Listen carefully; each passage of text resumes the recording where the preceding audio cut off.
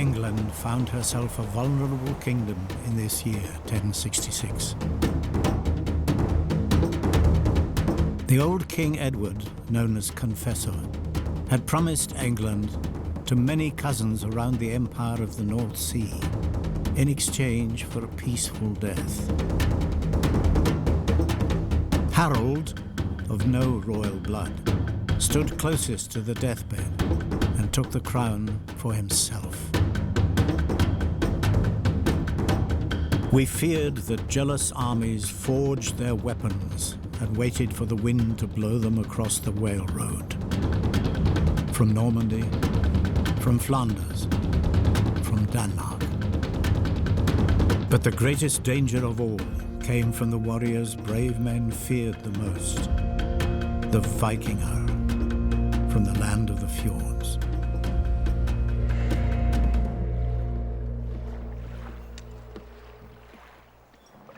Okay, venner. Hvad er det, vi vil?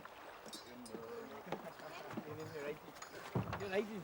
Er vi helt sikre, når vi kommer til England? Hvad er det så, vi vil? Ja, det er nemlig rigtigt. Vi vil også roer, men hvad er det, vi vil? Vi vil nemlig kæmpe, ja, vi vil. Hvad er det, vi vil?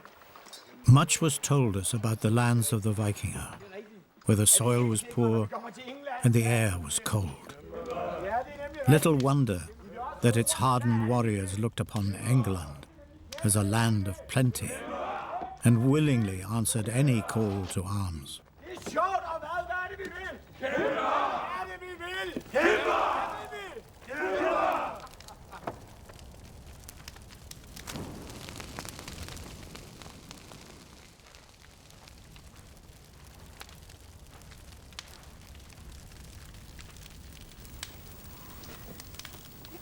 Beig mag finna I Engbergjum.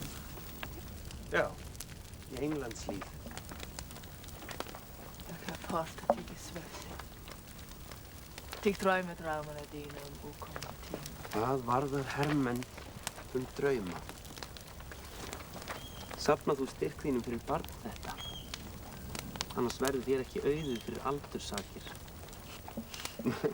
Kik ventis du mer þá. Þú mörgum kostum búin.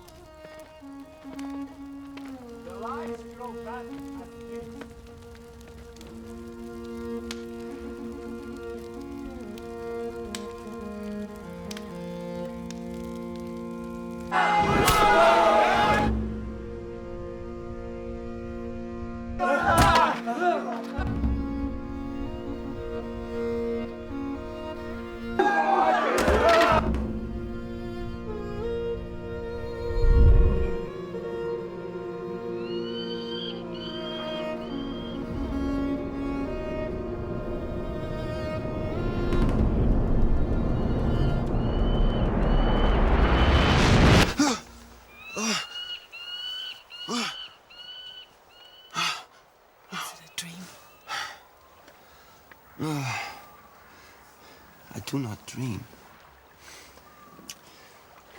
I was laid on a stony earth. That's all.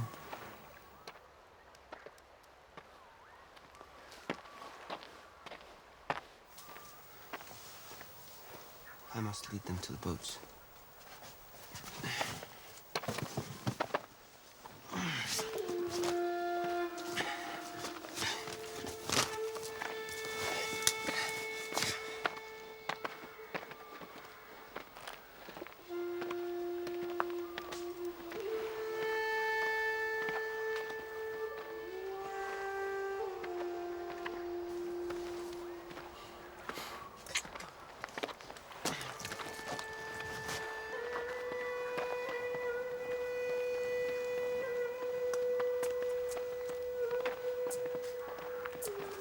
You make sure he comes back, brother. I will. You make sure. I will. Make sure!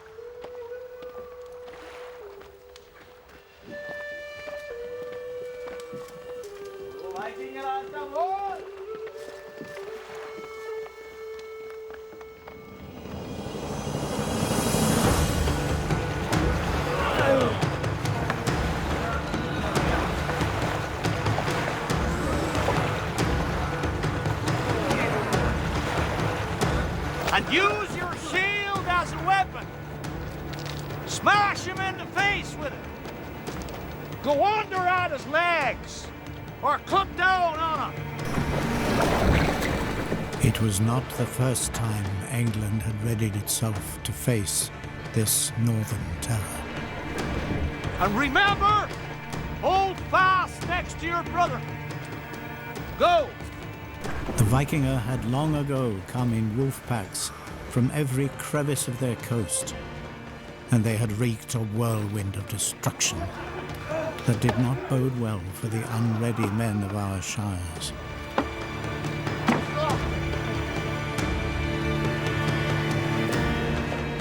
In their journey that summer, the Vikinger rode 300 miles across open sea.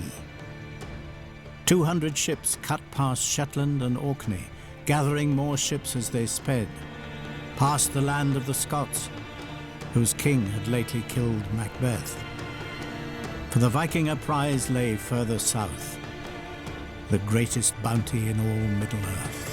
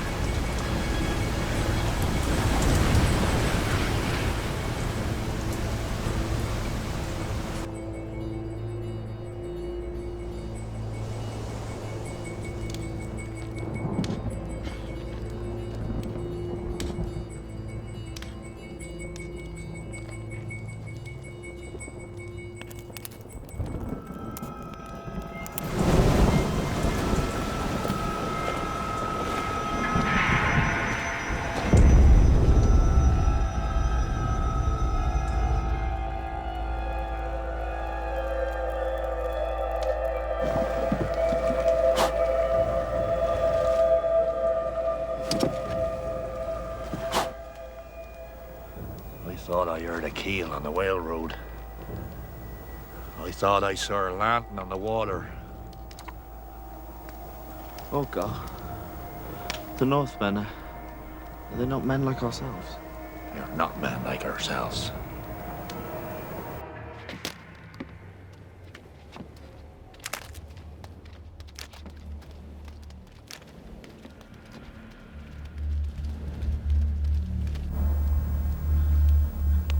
Poor farmers of Crowhurst, how could you have known? As you stood guard in the south expecting a Norman invasion, the Vikinger made surprise landfall hundreds of miles to the north.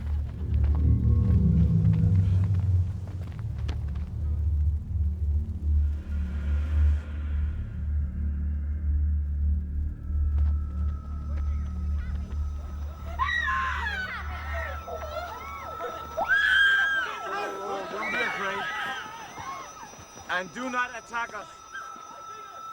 We want merely to trade. The Vikinger are learning to trade.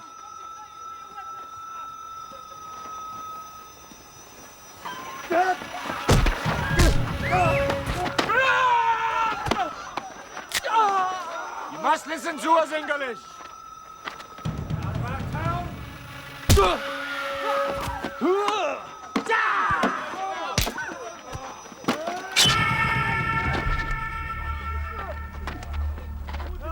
You must listen to us, English. We are learning to trade.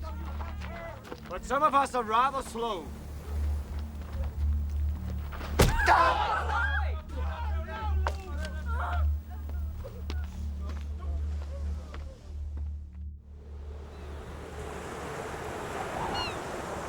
While the Vikinger brutalized the unguarded settlements of the northern shores, the south coast basked in the safe knowledge that the Normans had dared not come. Perhaps they were afraid of our brave weaponed men. Perhaps they were simply not favored by the sailing winds. In any case, fighting season was almost over, and the harvest was due. The time had come to stand the farmers down.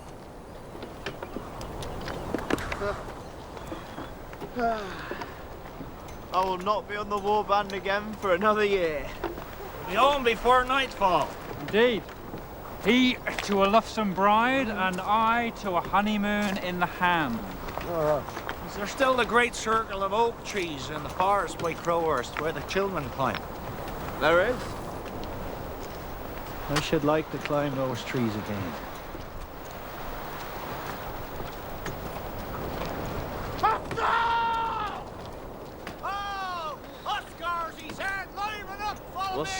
Down. Don't worry about it. Just little boys charging around. Tell you what, I like to see him try and climb a tree, yeah? With an head as big as that. Huh?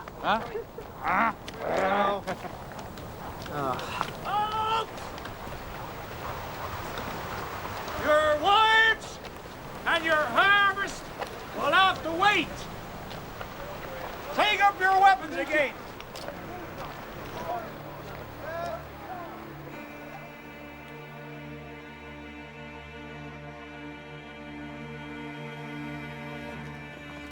And so our new king faced a terrible choice. Should he leave the southern shores unprotected from an enemy that might yet arrive with a change of wind? With fighting season over, the king chose the invader already on our shores over the one that may never come. It was a choice that would seal the fate of Crowhurst and of all the villages of England.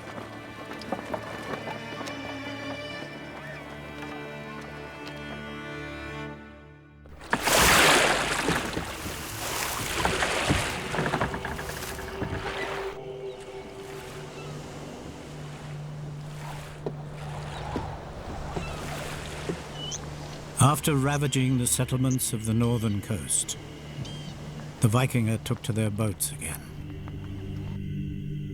If only they were setting a northerly path home. But no. They turned inland, heading upriver into the dark interior, where the great Vale of Jorvik lay.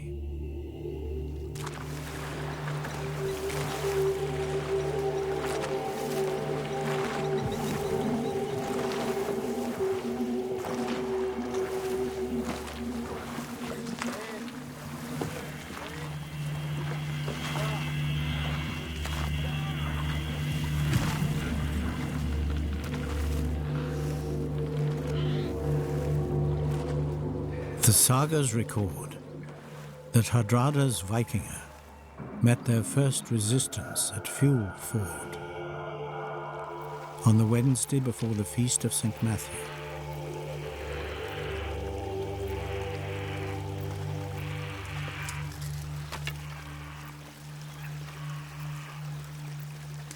A great seafarer sent me, gifted with foreign language as I am, to tell you that they will let you give silver and animals in exchange for peace. I believe it's better for you to buy off our raid in tribute than we should cut you down. We do not wish to fight. We just want to make a bargain. Bargain. We will give you tribute. Our swords and spears and a thin smile of the war axe. I have two great earls with me with their men. Tribute. We will defend this land to the last ditch. Now pick up your dead animal and go. I'm so sad to hear that.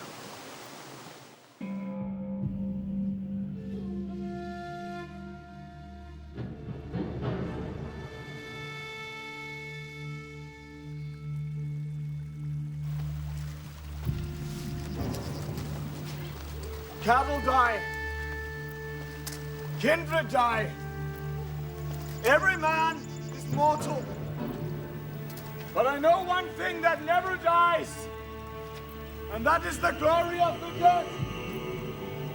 With God's help, what is it that we want? What? Dead! Viva Rex! Viva Rex! Viva Rex! Viva Rex! Viva! Viva!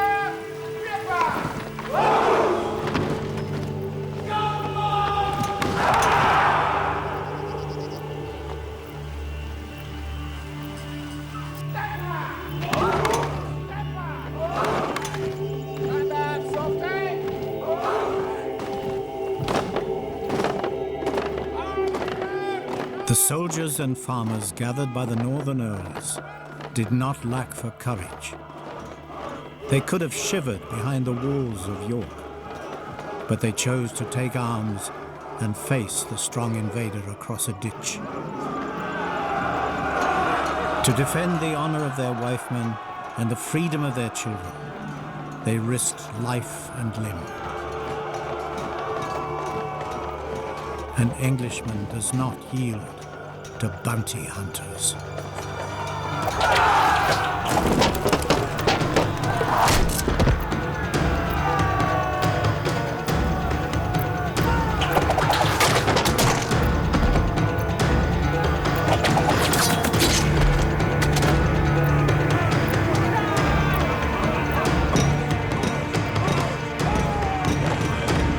Thus, insults and spears were slung.